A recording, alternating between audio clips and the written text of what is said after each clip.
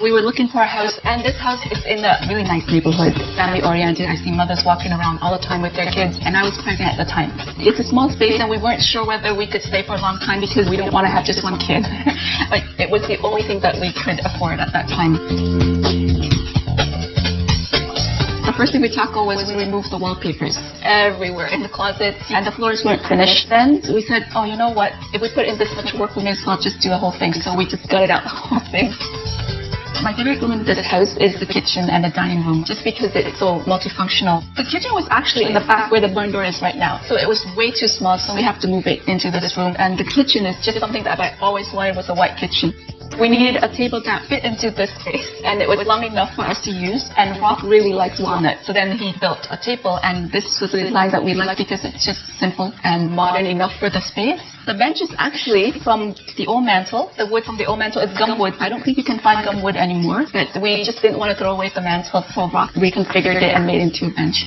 And it's nice because you come in, you look out, and you see the window right away. And the fact that we salvaged the leaded glass window from our mudroom and framed it, and then we put it up. So it's something that reminds us of the old house.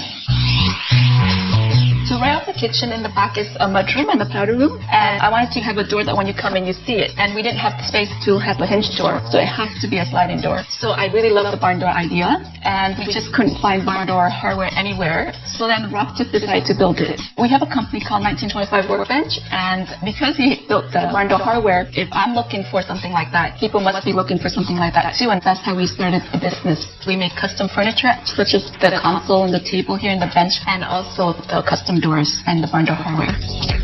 In the family room, we have Rock's favorite piece, which is the Douglas fir, because that was something that he really wanted, was a solid table. So he built the coffee table just so that it looks like it's a solid piece of wood. I think solid wood has its own feel, and it would never go out of fashion or out of style. And then I needed a working space, and Rock built this walnut and melted birch plywood workspace for me. And we built this long piece of built-in book bench, we call it, because you can put books at the bottom, and then people can sit at the top, and the baby actually can play on top too.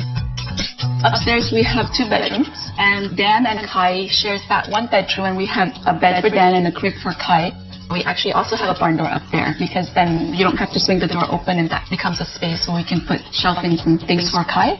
The other room is our bedroom. It's a really small room, you know, it fits a bed and a little side table, but we're happy with it because it's really bright, so it's nice. The favorite part is actually creating custom furniture, and it's nice that once it's done, you have it in your house right away and you get to see the finished result, and you know, you feel good because you did it, right? And it fits your home, and it was made for the home. If I could find a word to describe this house, it would be homey, clean, comfortable. It is a dream house, but because of the size and the babies, I can tell that they're getting a little antsy, but it would be completely difficult for us to leave it. I think we're so attached to this house.